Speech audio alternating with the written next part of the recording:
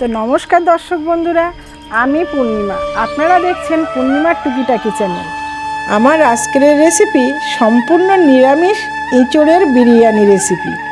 যে কোনো নিরামিষ দিনে আপনারা কিন্তু খুব সহজে ঝটপটভাবে এই বিরিয়ানিটা ট্রাই করে দেখতে পারেন।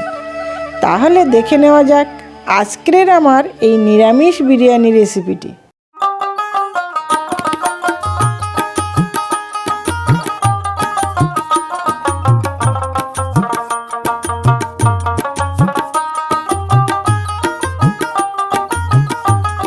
নিরামিষ বিরিয়ানির জন্য আমি এখানে বাসমতি রাইস নিয়েছি। আমি 500 গ্রাম বাসমতি রাইস ভিজিয়ে দিচ্ছি। 1 কাপ আর 1 কাপ নিয়ে হয়ে গেল 500 গ্রাম। এইবার আমি চালটা আলতো হাতে ভালোভাবে ধুয়ে নিয়ে এসেছি। নিয়ে দেখুন একদম পরিষ্কার জলে আমি ভিজিয়ে রাখছি অন্তত 30 মিনিট রেখে রাখুন।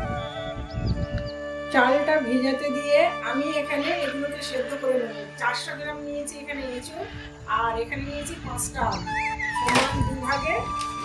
সমান দুভাগ করে নিয়েছি। আমি এই দুটোকে একসাথে প্রেসারে সিটি মেরে নিচ্ছি, জাস্ট সেদ্ধ করে নিচ্ছি প্রেসারে। আগে দিয়ে দিলাম এঁচোড়গুলো। এঁচোড়গুলো বড় বড় করে কেটেছি, কারণ বিরিয়ানি সবসময় একটু বড় বড় করে কাটতে হয়। তারপরে দিয়ে দিচ্ছি আলুগুলো।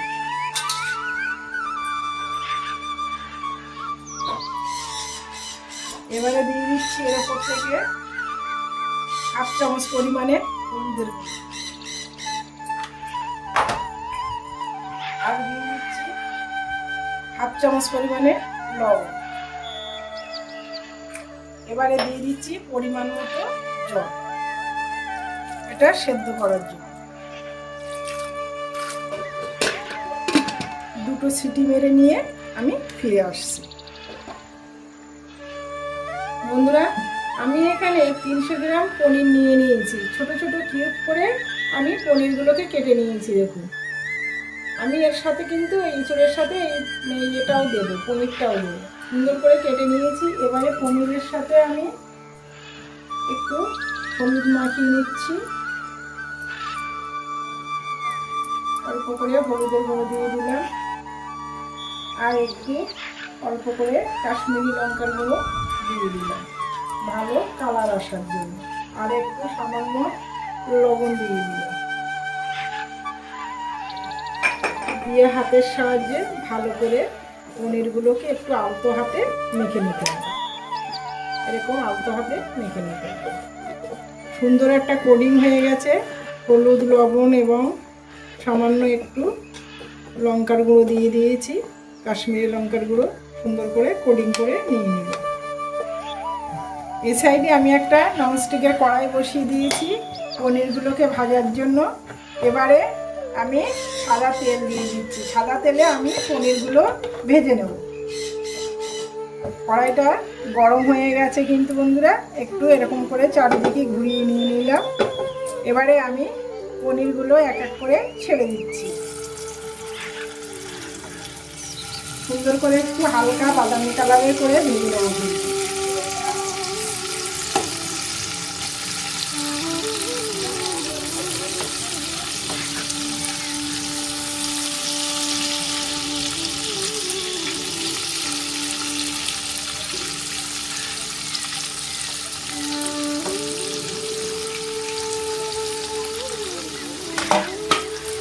একটু কড়াই ধরে এরকম করে নেড়ে দিলেই হবে, তাহলে নিচটা লাগবে না।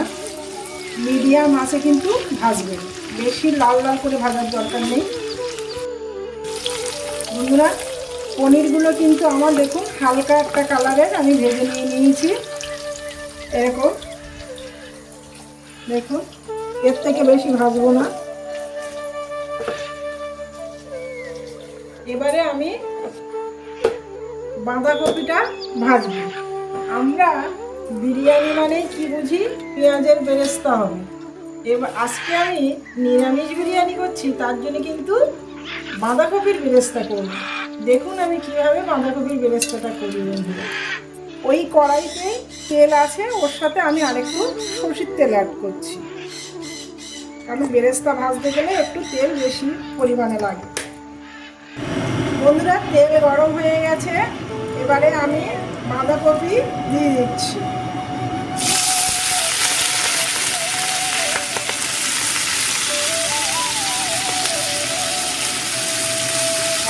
সবটাই দিয়ে দিচ্ছি। এবারে বাঁধাকপিগুলো একটু নাড়াচাড়া করে নেবো, আগে ভালো করে নেবো। এবারে বাঁধাকপিতে আমি তাড়াতাড়ি নরম হয়ে যাবে, একটু লবণ দিয়ে দেবো। আর ফ্লেমটা কিন্তু হাইতেই রাখবেন, বেরেস্তা ভাজতে গেলে প্রথমে হাইতেই রাখবেন। অল্প করে আমি লবণ দিয়ে দিলাম। এবারে ভালো করে মিশিয়ে দেবো। বাঁধাকপিটা একটু জল ছিল, তার জন্য একটু তেলটা ছিটিয়েছে বেশি। এবারে আস্তে আস্তে বাঁধাকপিটা আমি কিন্তু ভাজবো। আর ফ্লেম একদম নরম করা যাবে না, মানে মিডিয়ামে করা যাবে না, হাইতেই রাখতে হবে। এখানে আমি হাফ বাটি দুধ নিয়েছি, ওর মধ্যে আমি কিছু জাফরান দিয়ে দিচ্ছি, কেশর দিয়ে দিচ্ছি। জাফরানও বলে আবার কেশরও বলে, কয়েকটা দিয়ে দিলাম এখানে। এবারে এখানে দিয়ে দেবো, এই দুধের সাথেই আমি কেওড়া জল 2 সিটি দিয়ে দিচ্ছি। এটা আমি আগে থেকে একটু রেডি করে রেখে দিচ্ছি। আর দিয়ে দিচ্ছি গোলাপ জল।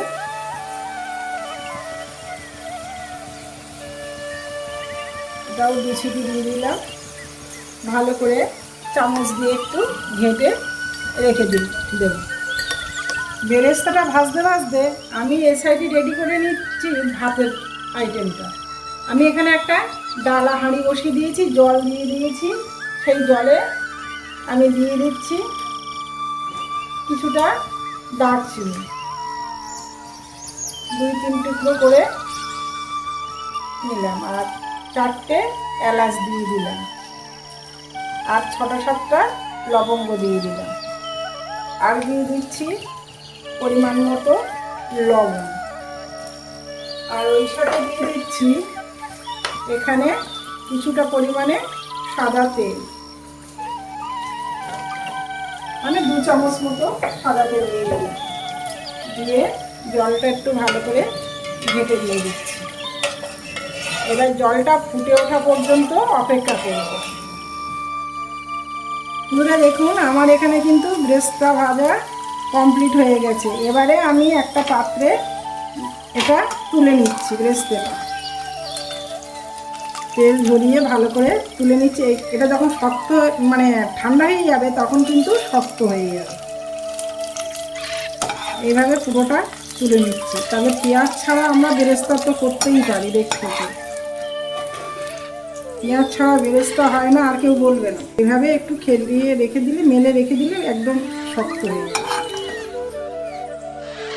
আলুগুলো সেদ্ধ করতে দিয়েছিলাম, দেখুন নিয়ে চলে এসেছি। 80% সেদ্ধ হয়েছে, পুরো সেদ্ধ হয়নি। এবারে আলুগুলো আমি ভেজে নিচ্ছি।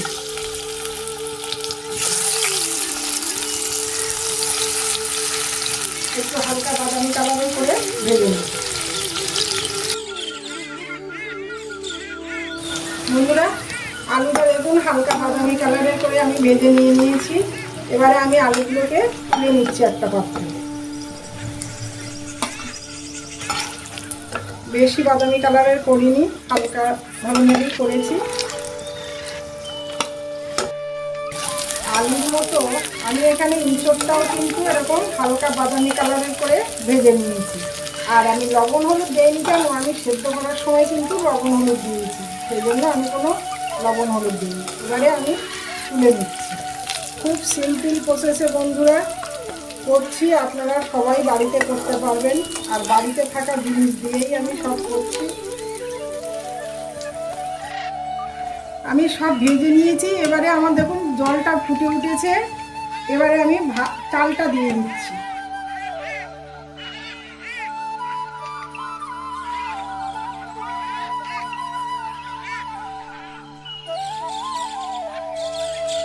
ভালোভাবে পুরো চালটাই দিয়ে দিই। চালটা পুরোটা দিয়ে দিয়েছি। এবার ভালো করে একটু হাতা দিয়ে ঘেঁটে দিয়ে দিচ্ছি। ভাতটা কিন্তু আমার হয়ে গেছে, কারণ ভাতটা হতে হবে কিন্তু 80%।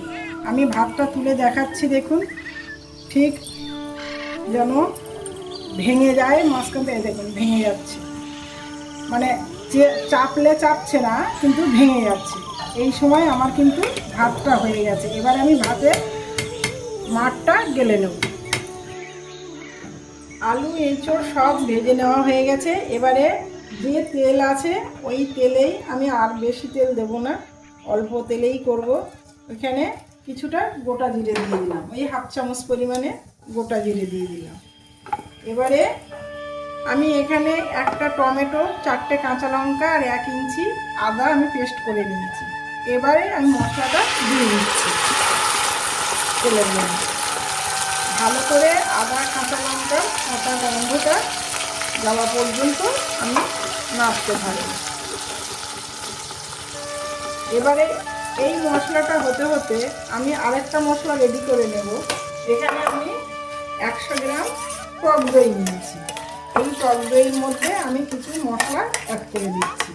দিয়ে দিচ্ছি 1/2 চামচ পরিমাণে হলুদের গুঁড়ো, ছোটো চামচের 1 চামচ পরিমাণে ধনের গুঁড়ো, সেই চামচের 1 চামচ পরিমাণে জিরের গুঁড়ো, আর সেই ছোটো চামচের 1/2 চামচ পরিমাণে কাশ্মীরি লঙ্কা গুঁড়ো, আর দিয়ে দিচ্ছি ছোটো চামচের 1 চামচ গরম মশলা গুঁড়ো, আর দিয়ে দিচ্ছি বিরিয়ানি মশলা ওই ছোটো চামচের 1 চামচ পরিমাণে।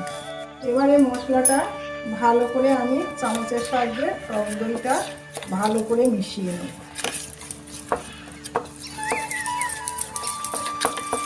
এই মশলাগুলো আমি একসাথে দিয়ে দিলাম যাতে টক দইয়ের সাথে ভালো করে পেস্টটা আমার রেডি হয়ে যাবে, আর আমার দিয়ে কিন্তু কষতে খুব সুবিধা হবে। এই কাঁচা লঙ্কা, আদা এবং টমেটোটা কষতে কষতে এখানেই আমি দিয়ে দিচ্ছি এই মশলাটা। দইয়ের সাথে যে মশলার মিশ্রণটা আমি রেডি করে রেখেছি সেটাকে দিয়ে দিচ্ছি। তাহলে একসাথে কিন্তু আমার ভালো মশলাটা কষাই হবে।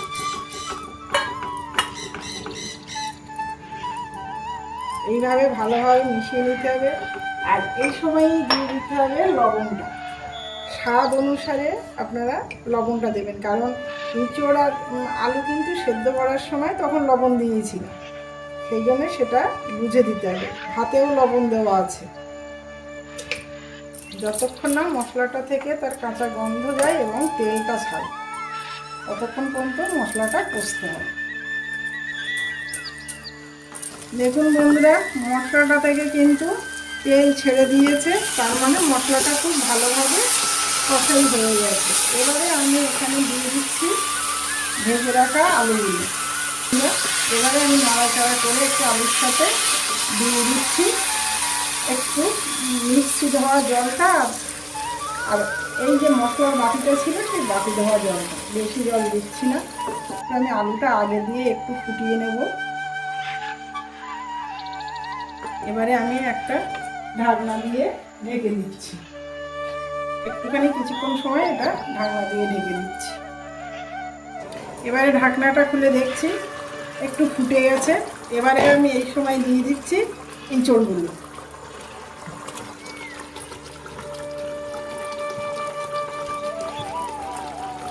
এঁচড়গুলো দিয়ে ভালো করে নেড়ে চেড়ে দেবো, যাতে এই মশলাটা আলু এঁচড় সবার মধ্যে ভালোভাবে লবণটাও উঠে যায় এবং মশলাগুলোও ঢুকে যায়।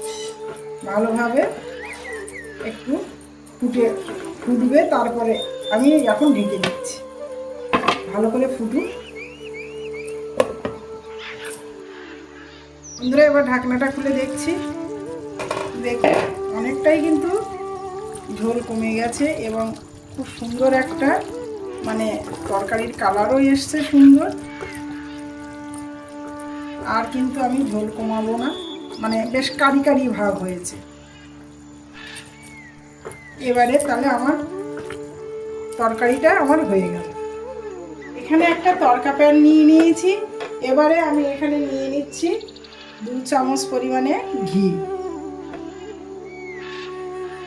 2 চামচ না 1.5 চামচ পরিমাণে ঘি নিলাম। ঘিটা একটু মেল্ট করে নেব। এবারে এখানে আমি নিয়েছি দেখুন কিছুটা কাজু, কিছুটা কিশমিশ নিয়েছি। এবারে আমি এই ঘিতে দিয়ে দিলাম, হালকা একটু ভেজে নেব, বেশি লালচে নয়, জাস্ট হালকা একটু। ঘিটা গরম হলেই হয়ে যাবে, ব্যাস। আর আমি এটা করব না। এবারে আমি বন্ধ করে দিচ্ছি। বন্ধুরা, আমি এখানে একটা হাঁড়ি নিয়ে নিয়েছি। এবারে সাজিয়ে নেব বিরিয়ানির ভাতটা। দেখুন আমি কিভাবে সাজাচ্ছি। প্রথমে আমি দিয়ে দিচ্ছি ঘি। একটু ঘিটা সারা হাঁড়িতে একটু মাখিয়ে দেবো, ভালো করে চারিদিকে একটু মাখিয়ে দিতে হবে। একটু বেশি পরিমাণে নিতে হবে চারিদিকে হাঁড়িয়ে, এতে কিন্তু ভালো একটা সেন্ট হবে। এবারে আমি কটা তেজপাতা নিচে পেতে দিয়ে দিচ্ছি। এতে কি হয় কিন্তু একদম নিচটাতে লাগবে না। এবারে আমি প্রথমে লেয়ার দিচ্ছি, প্রথমে ভাতের লেয়ার দিচ্ছি, অল্প করে ভাত দিয়ে দিচ্ছি।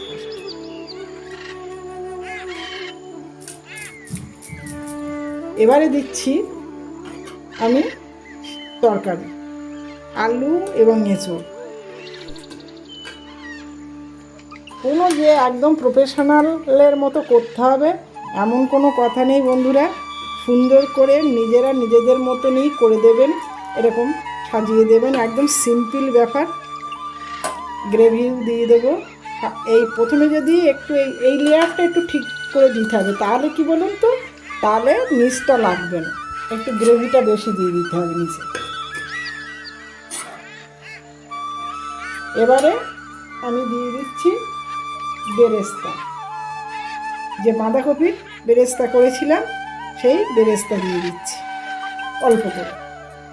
আর দিয়ে দিচ্ছি এখানটায় কিন্তু বিরিয়ানির মশলা একটু উপর দিয়ে। এই লেয়ারটা একটু ঠিক করে দিয়ে দিতে হবে, তারপরে লেয়ারগুলো অতটা না করলেও হয়। এবারে আমি আবার কিন্তু ভাত দিয়ে দিচ্ছি। আর ভাতটা যখন দেবেন তখন একটু বেশ এরকম ছড়িয়ে ছড়িয়ে দিতে হবে, এরকম ছড়িয়ে ছড়িয়ে দিতে হবে। এবারে দিয়ে দিচ্ছি আবার তরকারি।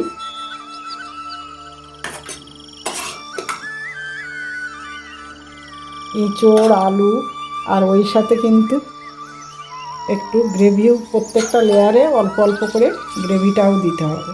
তাহলে যখন এটা খুলবেন তখন দেখবেন মানে ভাতের মাঝে মাঝে এটাও পাবেন। এবারে দিয়ে দিচ্ছি অল্প করে ভাত, আর একটু ঘুরিয়ে ঘুরিয়ে হাঁড়িটা এরকম ঘুরিয়ে ঘুরিয়ে করলে কি হবে, চারিদিকে ঠিকঠাক মতো হবে। এবারে দিয়ে দিচ্ছি এখানে দেখুন বেরেস্তা আছে, পনির আছে। আগে পনিরটা একটু সাজিয়ে দেব।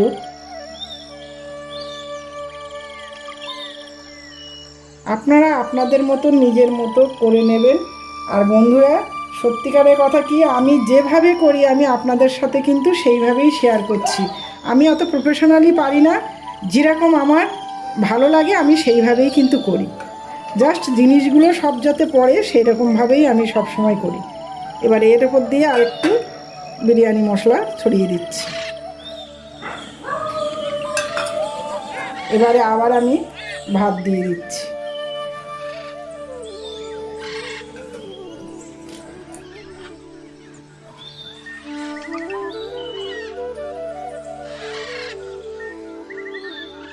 এবারে আবার আলু, এঁচোড় সব আবার দেব, গ্রেভি। এবারে যেটুকু আছে সবটাই আমি দিয়ে দিচ্ছি। এবার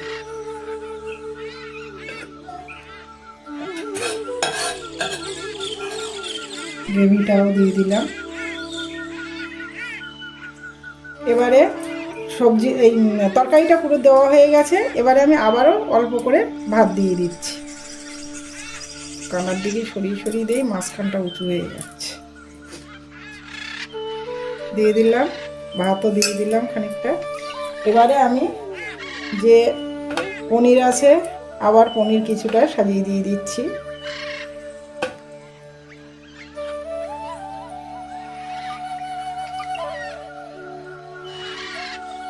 বেরেস্তাও দিয়ে দিই আর একটু। যত লেয়ারে লেয়ারে এগুলো পড়বে না, তত আপনি যখন কাটবেন ভাতটা তখন কিন্তু সুন্দর ওগুলো বার হয়ে আসবে। এবারে আমি পুরো ভাতটা দিয়ে দিচ্ছি। বিরিয়ানি মশলা দিয়ে দিলাম। এবারে দিয়ে দিচ্ছি বেরেস্তা। যতটুকু বেরেস্তা বেঁচে আছে সবগুলোই এবারে দিয়ে দেবো, সুন্দর করে সাজিয়ে পুরো বেরেস্তাটা দিয়ে দিচ্ছি।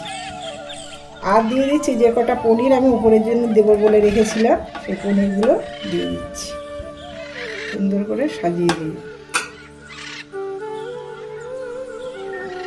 এবারে বন্ধুরা, যে আমি জাফরান মানে কেশর, গোলাপ জল, কেওড়া জল, সেই জলটা আমি এবারে সেই দুধে একটু হালকা গরম দুধে কিন্তু দিয়ে রেখেছিলাম, এবারে আমি এটা দিয়ে দিচ্ছি চারিদিকে ঘুরিয়ে। এবারে কাজু কিশমিশ যেটা আমি করে মানে ঘিয়ে করেছিলাম সেটা উপর থেকে দিয়ে দেবো। এই যে ঘিটা পড়ছে বন্ধুরা, এ যে কি সেন্ট আসবে, দুর্দান্ত একটা সেন্ট। খুব কম সময়ে বাড়ি থাকা জিনিস দিয়ে আপনারা এইভাবে কিন্তু বিরিয়ানি করে নিতে পারবেন বন্ধুরা। তো আপনাদের এই হাঁড়ি সাজানোটাও কেমন লাগলো আপনারা কিন্তু কমেন্টের সাহায্যে অবশ্যই জানাবেন বন্ধুরা। আমি কিন্তু যেমন জানি তেমনই করেছি। হাঁড়ি সাজানো আমার কিন্তু কমপ্লিট হয়ে গেল। এবারে আমি হাঁড়িটা তো দম দিতে হবে, আমি এখানে আটা মেখে নিয়েছি, কিছুটা আটা মেখে নিয়েছি।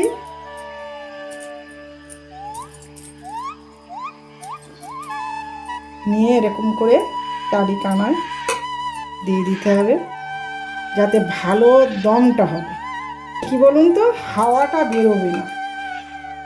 এইরকম করে আটা মেখে আর এরকম করে দিয়ে নিতে হবে হাঁড়ির মুখে, তাহলে কি বলুন তো বন্ধুরা, ভালো কিন্তু দমটা হবে। এইবার আমি কড়াটা দিয়ে দিচ্ছি, ভালো করে চেপে দিয়ে দেবো। তাহলে কি বলুন তো, এই একদম পুরো কিন্তু আটাতে পুরো টাইট হয়ে যাবে। তাহলে আমাদের কিন্তু বিরিয়ানির হাঁড়ি দমের জন্য রেডি হয়ে গেছে কিন্তু একদম বন্ধুরা। এবারে আমি আবারও উনুন ধরিয়ে দিচ্ছি, দিয়ে আমি এখানে একটা তাওয়া ফ্রি হিট করে নিচ্ছি অন্তত 3 মিনিট মতো, যাতে তাওয়াটা একদম খুব ভালোভাবে গরম হয়।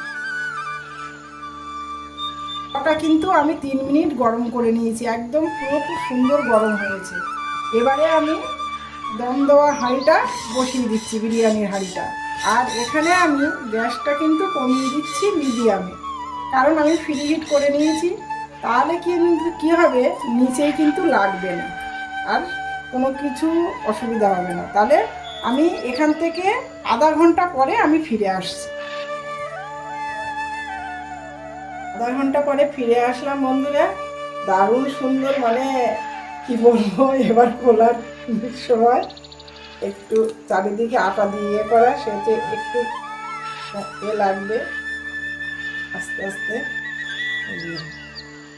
ও কি সুন্দর হয়েছে বন্ধুরা, দারুণ সুন্দর হয়েছে।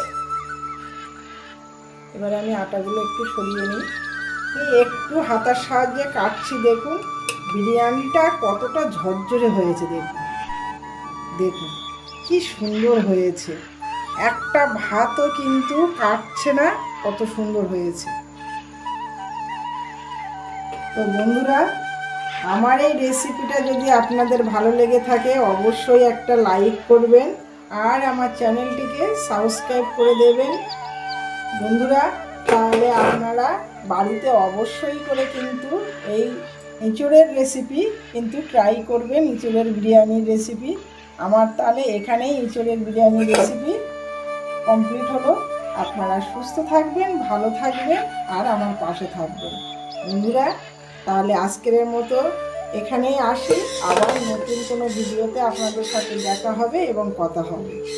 তো বন্ধু, আপনারা এতক্ষণ ধরে আমার ভিডিওটা দেখার জন্য আপনাদের সবাইকে অসংখ্য ধন্যবাদ।